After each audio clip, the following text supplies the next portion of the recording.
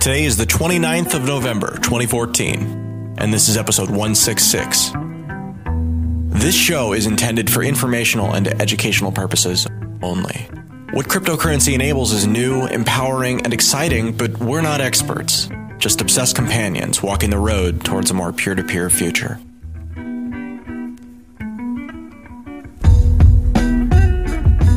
Welcome to Let's Talk Bitcoin, a twice-weekly show about the ideas, people, and projects building the digital economy and the future of money. On today's show, Andreas, Stephanie, and I are joined by cryptocurrency evangelist and longtime supporter of the Let's Talk Bitcoin show, Anthony Diorio. The first part of today's show was recorded in August, towards the end of the Ethereum fundraiser. We talk Rush Wallet, CryptoKit, Ethereum, and Decentral. Then, we jump ahead 3 months and check out how things are going with Ethereum and Anthony's new project, Decentral.tv. Enjoy the show. So why don't we start with CryptoKit, Anthony? What is CryptoKit? Why is it different than other Bitcoin wallets?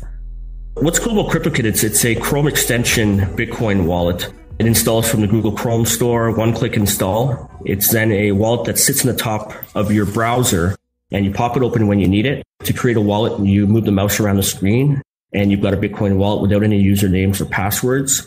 When you're going shopping online, you open it up. It automatically grabs any Bitcoin addresses on the page and populates it into CryptoKit.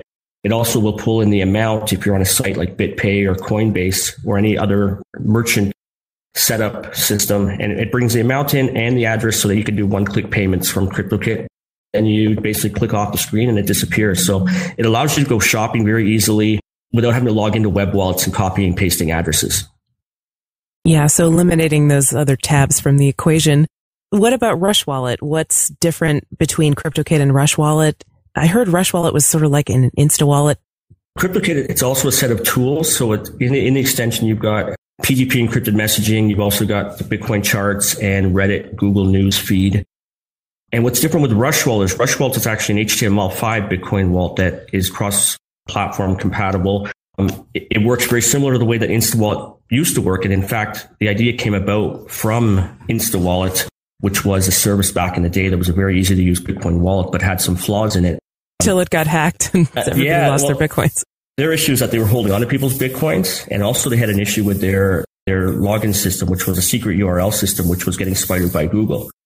We use a similar system with a secret URL, but we know that we don't get spidered by Google, and it's been tested and proven. We've never had a case of a URL getting spidered, and that was through we used to have another site that had 4,000 users on it that used the URL system as well, and we were very confident.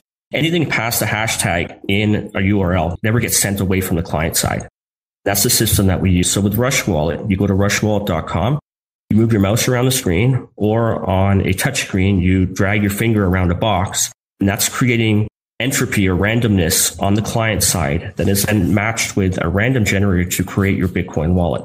And that too doesn't require any usernames or passwords. So we call it like a 5-second wallet. You move your mouse or move your finger and you've got your wallet on the screen there. That URL can then be bookmarked to get back to it. We've also added a cool little feature that you can encrypt a password in the URL to add extra security if you want. By default, there's no password. If you want, you can encrypt the password so that anytime you go to that URL, you have to put the password in. And the password gets hashed in the URL and it still remains all client side. So it's a decentralized serverless system to actually have a password on the URL as well. I just went to rushwallet.com and actually did that. And it's a cool interface. And it's basically similar to InstaWallet, except you actually get to contribute to the randomness by moving your mouse around the screen. And then you've got this custom URL, which you're, obviously going to be guarding with your life if you have any significant amount of Bitcoin in there. Just as a warning to people, obviously, this may not be the place to keep your life savings, but it certainly is a convenient way to just create a wallet. And as I said, you could add a password. So if you do want a little more security, we think of it as a good hot wallet that when you want a wallet quickly, you have it there. If you want to add more security, you can encrypt a password in it. So I think it can be considered a very secure wallet if you were to put a password on it as well. I would say one of the obvious use cases for this that I've seen again and again for this type of wallet is for a newbie who's walking up to a Bitcoin ATM, or someone who's experienced who's walking up to a Bitcoin ATM and wants to put in, $20 or $40 into a Bitcoin ATM and just receive the money. They don't want to send it to their main wallet, or they don't have have a main wallet to their main wallet, or don't have one yet. So you just set this up very, very quickly within a few seconds on your phone, put in $40 into the ATM, get the money zapped as Bitcoin into your Rush wallet, and then you can share that URL with yourself after putting a password on it, obviously by email, or just bookmark it. When you're ready, you can move it into more permanent storage. That's right. And the URL actually uses a Brain Wallet system. So it doesn't look like a Brain Wallet in the URL, but that code can be imported into CryptoKit. So you can sync both your CryptoKit and your Rush wallet or any other Bitcoin wallet that accepts a Brain Wallet. So part of our philosophy is a few things. We don't want to hold on to anybody's funds. That's key for any product that we do. Secondly is if something ever happened to us, there has to be a way for someone to import into another wallet system. That's a couple of the flaws that were in InstaWallet that we've improved on. And I think that's what makes us a much more evolved instant wallet service that's just as easy, but also more flexible in that it can be used in other wallets and we're not holding on to customer funds. I was just going to say, it's sort of like the love child of InstaWallet and blockchain.info, right? Exactly, yes. Is the source code for CryptoKit or for Rush Wallet available as an open source project? Some of them, the code is viewable, invisible, and audible, but we don't consider it an open source. We're still coming up with the licensing and how we want to do that. And I'll use an example. Someone's taken Rush Wallet a couple of days after, something called Myriad Coin. They took our whole wallet, including the look, design, everything, and now launched it as a Myriad Coin. So this is a project that we've got a company behind it. There are ways that we'll be monetizing in the future. So I don't necessarily say it's an open source project, but it is fully audible and viewable, all the code. What, if any, are some of the challenges that you faced in kind of getting CryptoKit and now Rush Wallet out there? Have there been any issues or critics? I think we get people that, say anything in the URL, have to have a URL, someone could get it, but being a completely client-side mechanism, unless you're posting that URL somewhere, or if you're on a computer that maybe other people are using, it could go into the history, yes. And if people are concerned about that, then do add a password to it. Makes a lot more sense. And you can then give that URL to anybody, and they would have to have your password in order to access it. What about the issue of weak brain wallets? Because there was a situation with somebody that I know who had a CryptoKit wallet. It uses brain wallets for the back end, and apparently had a weak brain wallet that was basically, there are bots out there that get all the easy brain wallets and import them into their own wallets and then automatically move the Bitcoins if any Bitcoins come into those addresses. So that actually happened to a friend of mine that was running a CryptoKit wallet. Is there anything that's done to kind of make the brain wallets stronger or more robust? When you are given a brain wallet or given a URL, the secret URL, you're moving your mouse and that's creating a long, long string. I think it's 25 or 36 characters. I don't actually remember exactly how long it is. So that's the system you use. That's not an actual brain wallet where it's a phrase that you remember, but it uses a brain wallet system. Because of the way brain wallets work, you can actually create Rush wallets that are a brain wallet phrase that you come up with. So as long as it's more than 25 characters, you can create your own brain wallet phrase, and that could actually be your Rush wallet or even your CryptoKit. But it's something you have to change yourself. CryptoKit, you have the option to import a brain wallet, create your own phrase, and that can become your wallet. They're not putting a phrase that's ever been written in a book. They're not something that's ever been mentioned before. And we do offer, guidelines on what we think a secure brain wallet is. But just like any password, I mean, anybody that puts password 123 or if you're not smart and don't understand the way they're using it, it might not be something you want to investigate, and just instead use the system that you're given when you create a wallet on Rush Wallet or CryptoKit, which is a very, very long string of code that doesn't resemble a passphrase like most people are used to with a brain wallet, something that you can easily remember. Why don't we switch gears, and unless you guys have any more questions about Rush Wallet and CryptoKit, maybe we can switch gears and talk about Decentral and what's going on? So Decentral is a 5,500 square foot building in downtown Toronto. We get great visibility for Bitcoin. I think there's over 100,000 people are passing on a daily basis, seeing this big orange Bitcoin Decentral sign, which is going to be, the branding is changing. We're getting a new logo design for it. We'll be changing the signs to a Decentral logo, but still showing that we are big fans of Bitcoin, because we still, when people are coming taking pictures of that sign, which happens on a daily basis, we still want to show that we are big Bitcoin fans. But I'm much more excited about things going beyond Bitcoin. I think Bitcoin is a good case example for this technology, but there's going to be so much more with the space here. We do a Bitcoin meetup on a weekly basis. We have co-working facilities here that we got 3 different exchanges working out of right here from Canada. We got tons of people in the co-working space now. And then upstairs, we're setting up an accelerator program. This was the plan from day one, was a co-working space, community building space. And then people are getting into the co-working space, meeting others, forming companies, and putting them up into the accelerator program. And right now we're working to build the fund for the accelerator program. Okay. And how is the fund being put together? We're looking to do institutional investors. It's been tricky to decide how we're going to structure the fund and who we're going to go after. I want to do an accelerator program that's different than perhaps the Y Combinator or Techstars that are out there. And the way that they work is they're offering, let's say, $25,000 to companies into the program. We're offering them mentorship. So we have a global network of mentors that have agreed to put their time forward for the project. And then we're going to be giving them guidance of legal and accounting. So we've got in-house legal here. We have in-house accounting inside Decentral. All the tools that companies need in order to focus on their project and put them through a 3-month program of deliverables that they have to go through, which lead up to a demo day at the end and putting them in front of investors. I want to do something different that's not traditional, but still, if we're dealing with institutional investors, you're already getting them into a field they don't really know, which is the blockchain technology. And that's what we're pushing for, is decentralized technology. We're firm believers that decentralized applications will be a big thing in the future.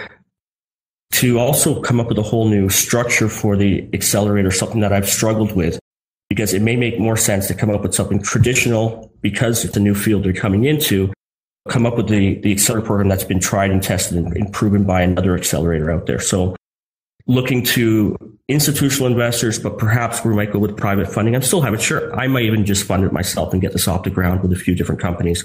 I'm still deciding that. Taking us back just a second, so you started Bitcoin Decentral and you started the Bitcoin Alliance, and things have been pivoting recently. Now Bitcoin Decentral is Decentral, and you have this involvement with Ethereum for the last 6 months or so. I'm really curious, what has your journey been like, going from someone who very firmly was all about Bitcoin and Bitcoin businesses and all that stuff to now being about decentralized technology or decentralized crypto? And what even would you define your area of interest at this point?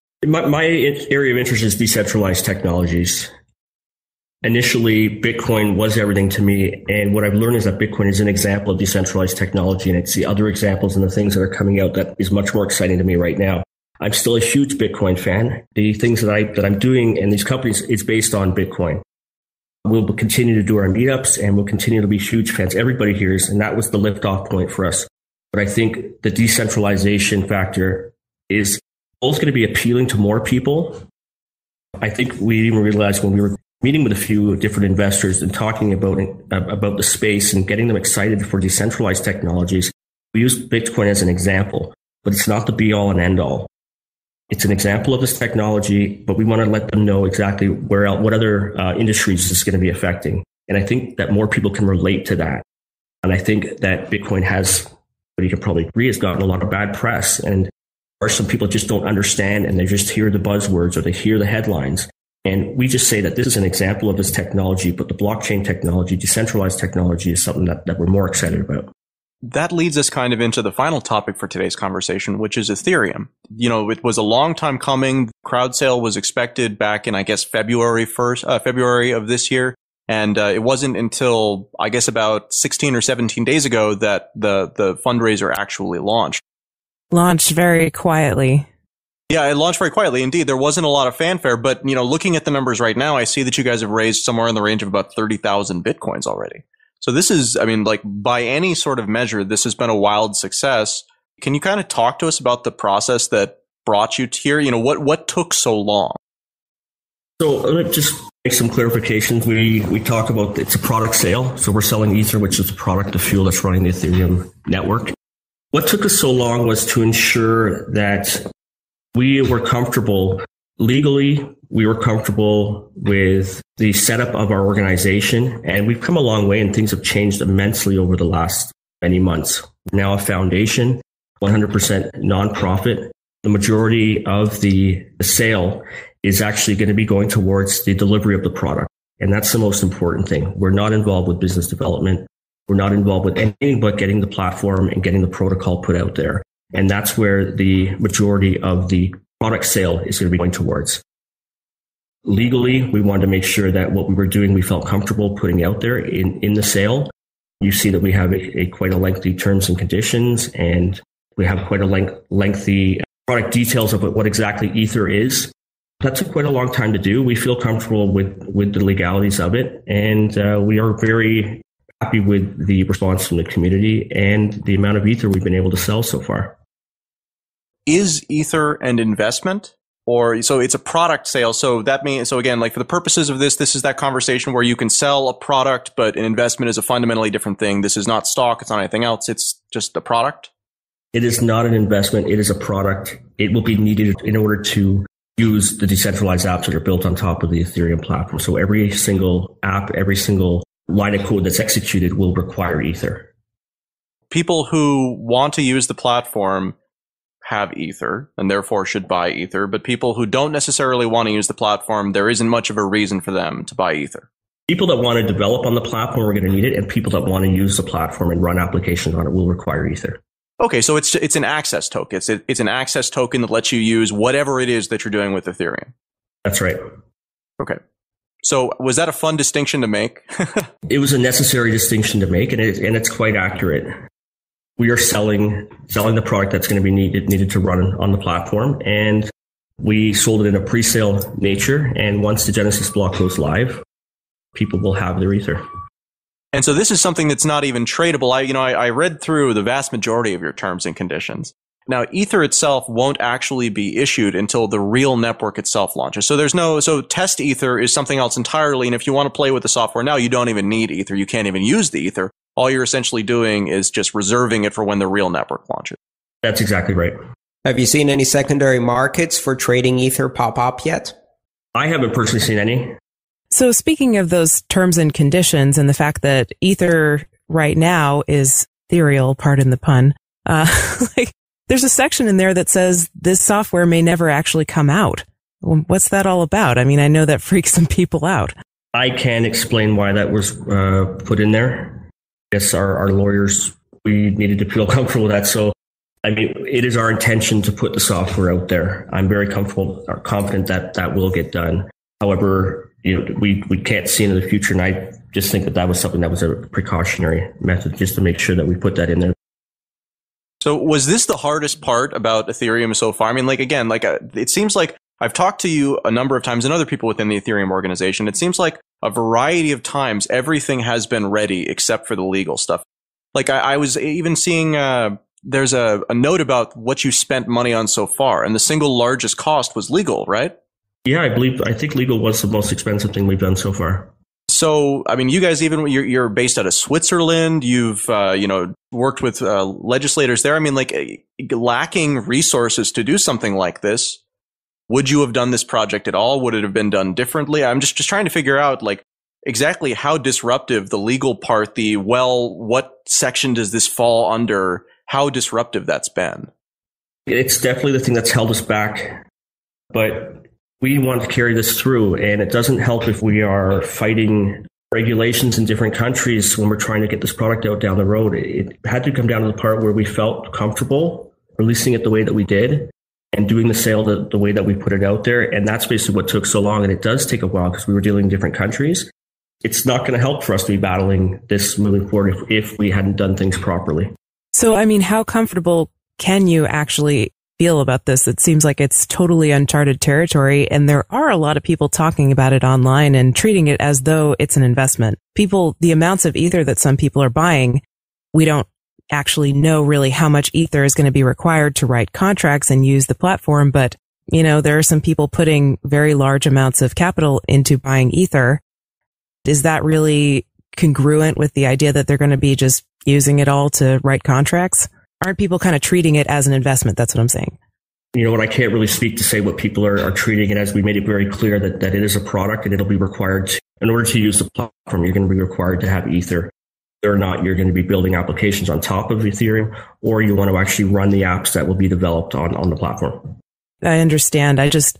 I wonder if government agencies kind of tend to do what they want. And so even if you think that you got all the ducks in a row legally, they could pull something out of totally left field. Is that concern? Have you been building up fund in case that happens for legal defense or anything like that? I don't know where this is going to go. I just want to say that we feel comfortable with the way that we've done it, and we feel pretty confident. So I actually have a listener question here. Anthony, we've talked about kind of the legal stuff surrounding this. I'm curious about the actual, what people are going to use Ethereum for. Ethereum is a new kind of layer one blockchain, right? It's like Bitcoin in that it doesn't, build on Bitcoin's blockchain. It actually has its own blockchain. And you can, build these contracts on that blockchain. But what I'm wondering is, what about middleware? Is everyone just going to use Ethereum directly on that platform, or are you anticipating, and is there any sort of incentivization for people to build interfaces or just essentially middleware solutions that make it easier for users to interface instead of going through the base level platform? I'm not sure I'm the best person to answer that. I know people are building tools to make it easier for developers to build on top of the Ethereum platform. I don't think I can speak much to things being made to go around the platform or middleware. It's not really go around the platform. It's more like Counterparty, right? Counterparty is a layer that lets you do stuff on top of Bitcoin that you can't do just with Bitcoin. So one assumes that although Ethereum has more features, it also would have it's a platform. And so people are able to build more services on it. So anyways, I appreciate you not being able to answer the question. I'm just curious. There's already a fork or a clone of Ethereum, right? Or one that's planned. It's Aetherium. Have you heard of that? Yeah, I've heard of it. I don't know too much about it, though. What are your thoughts about the open source nature and people basically creating Ethereum clones or forks? I think that's going to happen, but I think with the amount of Ether that we've sold, I think the community is confident in what we're doing and is backing what we're doing. So I think it's very difficult to have forks that might get enough traction or actually compete with the Ethereum platform. One question that I've heard come up again and again, and this is sort of why I was asking before about people maybe on the internet thinking of Ethereum as an investment, even though you've really made it very clear that you're selling a product, it's not an investment. One criticism that I've heard come up a lot is that you really don't know what you're getting by buying into Ether. You don't know how many Ether there are going to be, or what their value is going to be, or what you can do with them, or how much of the total Ether you're really going to be getting. What do you say to that? Yeah, you don't know how much of Ether you would be getting. In terms of knowing how much will be created, the ongoing yearly amount is derived from the initial sale amount. So you will be able to, once a sale is done, know exactly how much Ether will be out there in the future. So that is something that is known. I don't think I want to talk about the value of Ether. We've set the price of it right now, but I don't think I want to talk too much about value of Ether in the future. Well, what about the relative value? I mean, so say somebody spends one Bitcoin and then they get 1900 something Ether right now. That's going to go down over the time. What can they actually expect to be able to do with that? That's what I'm confused about. They will be able to run computations on the platform. So the apps that come out on Ethereum. Yeah, but how much? I mean, what are they going to be able to compute with the one Bitcoin worth of Ether? Well, it's not about the Bitcoin. It's about Ether. It's about how much the Ethereum platform will require in Ether in order to run the computations. And I think that's laid out and spelled out in our technical documents, but I don't personally know that. Yeah, I mean, it's just, I find it pretty amazing that there have been 25,000 Bitcoins at the time of this recording, maybe even more, that have been raised in exchange for Ether. And it seems like nobody really knows exactly what they're going to be able to do with that Ether. Well, one assumes it's more than you could do without it. That's about all I can assume, right? No, I mean, these are uncharted waters. That's the reality of the situation, is that, Ether's doing something that's really never been done before. So, Anthony, I do have another question. So you guys have raised a large amount of money, and you said at the beginning of this conversation that you are not, the decision was made to turn the foundation entirely not for profit and to not focus on anything other than developing the platform. So what are you going to do with all that money? I mean, are you literally just going to spend, like $20 million over the course of the next couple of years developing the base level platform, or is there some other plan? Yeah, so a large percentage is going to the delivery, and that will be set up in a few different countries. They're going to be hiring employees really soon, setting up their physical spaces. And a smaller portion is going to be going to the cryptocurrency research group. And then, of course, to the education and the community that will be creating things around Ethereum. That's pretty much the layout of where the money will be going. Is there a time frame over which you guys anticipate this being dispersed? The initial product sale funds? Yeah, the initial product sale funds. I mean, like, do you have an anticipated runway based on, how much you guys think you're going to raise? Or is it just, when, we're raising however much and then we'll use it till we run? On our website, there's actually a very clear understanding of where the BTC collected will be dispersed. It's actually a guiding document that shows exactly if we receive this much, what percentage will be going towards delivery, what's going to the research group and different things. So that's actually a good read if you want to check out all the documents on ethereum.org. I saw something on the Ethereum blog about this represents basically the largest use of multi-signature Bitcoin addresses to date, that the funds are being held in multi-sig addresses. Is that right? Yeah, I don't know if the largest, but it is being held in a multi-sig. Yeah, it is actually the biggest. You can actually see the statistics on p2sh.info, which is a site that tracks the use of pay-to-script hash addresses. Multi-sig addresses are pay-to-script hash addresses that start with a 3. Not all pay-to-script hash is multi-sig, but the one used by Ethereum is, and you can see the amount of Bitcoin stored in pay-to-script hash addresses on this site, p2sh.info. It's rather interesting. The transaction volume has shot through the roof in the last few months and is still increasing very, very rapidly. And as of now, the Ethereum collection address is the largest use of P2SH on the Bitcoin network. Congratulations. That's a very, very good milestone. This is also an important part of corporate governance. Pretty much any company that's getting money from outside sources and has multiple participants should be a multi-sig address, both for protection against external theft and protection against embezzlement. Thanks for that detailed information, Andreas. The one thing that I think people may be wondering is that if they haven't been keeping up super intensely with Ethereum since the last time you've been on the show, there have been some pretty major changes, Ethereum, that, have been a little on the quiet side. One of them being Charles Hoskinson. What happened with him? We've seen people come and go from the project. It happens. We've probably had over 100 people working on this. A lot of jobs were finished. My role in doing this might be substantially reduced. Since I'm not, involved in the delivery team, I might have a much smaller role moving forward. So as we've gone along, there have been different roles that have changed and people have completed certain tasks. So I don't think there's been many major things that have happened. I think Charles's work was done with the project. He's moved on to some other things.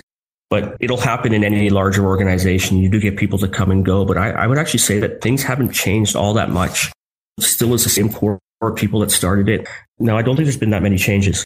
The other change, is like the shift to the nonprofit thing. I don't mean to beat a dead horse. We've already talked about it. But, there was like a lot of controversy back in last spring about the pre-mine that was planned. And, moving to this nonprofit model seems to have taken care of that. So that's done. That's not happening. There is still an endowment that is a percentage of the sale is going towards paying the people who've been working on the project. It's going towards people that have been into Bootstrap and getting that paid back. So there definitely is a portion that is going back to paying those things. But it is a much smaller amount than was initially worked on. And that was discussed with the community. I think we're pretty comfortable. And I think from the amount that we've sold, we can see that people are pretty comfortable with the structure and the way that it's been done. We don't have time to go into it. This has been a great conversation, Anthony. We appreciate you taking the time. But the BitLicense thing, we have to ask about that. What does that mean for Ethereum? Does it mean anything for Ethereum? Have you guys submitted, a response, or do you just not even care about New York? I think we've submitted a response. I don't think it's something that's really been on our radar that we've actually been thinking about too much. Pretty much a wildly successful sale event. This was a really good launch that was much anticipated. So what comes next? The sale is open for another, it looks like 2 weeks at about the time of this recording. So what should we expect between now and when we talk in, say, 4 or 6 months? The biggest push right now is get the developer teams set up. Looks like we're going to be doing that in Germany, in Berlin, and in Amsterdam. And it's about getting our spaces set up where these developers will be working out of. So that's the biggest thing, is getting the delivery team, making it a much larger team than what it is right now, and getting them cracking so that we can get this product out as soon as possible.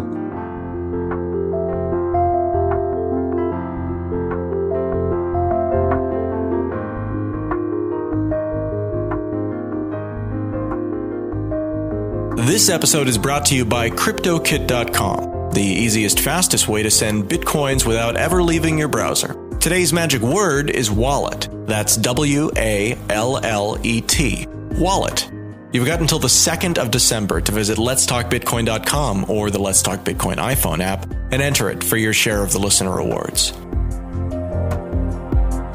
Couple of announcements. We had a bit of a spam problem with people submitting posts to the blog that weren't really real posts, and so it was actually more work to look at them and delete them. Anyways, it was a big problem. So now, if you just have a normal account, then you essentially can buy submission credits for 1,000 LT Bitcoin per article that you want to submit. It's a little bit more than 1% of the expected rewards if you actually successfully get something published to the front page based on the current values we've been having. And of course, you don't have to do this at all if you have an access token that gives you certain permissions that bypass this. So for example, the podcaster token, podcasters don't have to pay a submission fee because they are already a trusted group, so we don't need to worry about them spamming up the system. Okay, also my new startup called Tokenly. I have been pretty quiet about it, but we're working on our first user-facing products based around tokens. Should be in public testing early next year. I'm looking for a designer with a good handle of a UI UX, as they say, to help us go from a written and descriptive specification to an implementable minimum viable product kind of design. If you want to be part of some of the leading work that's being done with tokens in the space, send an email to adam@tokenly.co. That's TOKENLY.co. I know I've been pretty quiet about what we're doing. I'm always very reticent to talk about my projects on my show because I don't want to abuse the platform. But if you have any questions about what we're doing with Tokenly, feel free to send those over to me again, adam@tokenly.co. We're going to do an episode on this pretty quick, and so I'll answer those at that point. Once again, thanks for listening. Back to the show.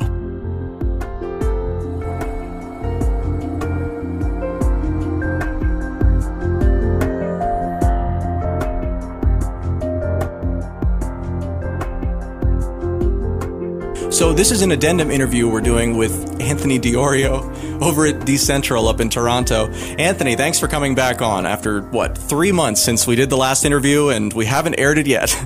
It's all right. Thanks for having me back on, Adam. I know that most of what's going on is pretty much the same. So can you kind of update us on what's happened since we last spoke in August and what people just heard? You know, we talked about Rush Wallet, we talked about Ethereum, we talked about CryptoKit, we talked about Decentral. You know, what in 3 months has changed? So I think when we did the last one, it was near the end of the sale with Ethereum. Since then, and I was talking about it then, is when we decided to turn into a foundation nonprofit and focusing on the platform and focusing on the development of the protocol, that I would be taking a much lesser role with Ethereum, which was fine with me so that I could focus on Decentral and focus on my businesses here, which is my biggest commitment right now. Co-working space is picking up right now. The ATM sales are doing really well. Our weekly meetups are getting larger and larger. I think we had about 80 people for Andreas, who called in last week. We had Jason King on yesterday. I'm focusing primarily on Decentral, focusing on, over the last few weeks, on Rush Wallet and CryptoKit. My main focus is going on to Decentral TV, which is a new Bitcoin dashboard, decentralized technology dashboard, and video station. So we're doing a daily podcast. It's going to be starting on Monday. A video podcast. We live stream our meetups, and we're going to be carrying content, video content, and try to become, the place where people are looking for their video content for all things decentralized. A daily TV show. Man, I have to tell you, as a content creator, that sounds incredibly ambitious. Well, Stephanie, you could probably appreciate this. Free Talk Live is something that I listen daily and I've caught up. So over the past 2 years I've listened, I think, every single episode, and I'm actually caught up as of yesterday. So for those who don't know, Free Talk Live is a show that Stephanie co-hosts, but will be ending your last one on Sunday. Is that right? I'm actually leaving Free Talk Live, but I've been on it for about 4 years weekly, and it's been awesome. And that is a nationally syndicated radio show, but they also do a video feed of the show. We don't put a lot of effort into the video portion. It's just kind of us, sitting there and talking, but there is daily video that's produced from Free Talk Live. But what's so great in the model that we're using is the number of co-hosts that we have on our show. So we're able to split up the 5 days a week that we're going to be doing. We might do 7 as well, like Free Talk Live does. But we're splitting it up with co-hosts. So myself and Ethan, who helped me run Decentral here, will be the main 2 hosts. And then we'll have co-hosts, 10 or 12 of them, that will be rotating in an hour or two each a week on the 3 chairs that we have. So with something like that, Free Talk Live, it's about consistency, and that's what we want to do with our show here. We want a daily show that people can come and know it's on at a certain time and get their fill for Bitcoin. And we're making it video because we have the studio here, and I just don't think there's anything else that's really doing much video out there. So we're splitting it up with many different people. We're going to have call-in special guest hosts, but we're able to do something with many people involved that are going to bring to the table specialties of accounting, legal, security, ATM people, exchange people, all on a regular basis that people can get to know and look forward to on a reoccurring basis. And it will be a call-in show starting in the next couple of weeks where people can call in and ask questions to us too. So that's the main focus of what we're working on right now. The dashboard itself is called Decentral.tv, and within there you have customizable Bitcoin prices, you've got Twitter feeds, headline news, different altcoin prices, everything that you pretty much need in Bitcoin, and then the video content is about 2/3 of the screen. So that's what we're trying to provide as a dashboard, and then be updating content regularly, video content. So it's not just going to be about what's happening in Toronto. It's basically Bitcoin news, and it's a wide-ranging show, it sounds like. That's right. We're even contemplating calling it Decentral Talk Live.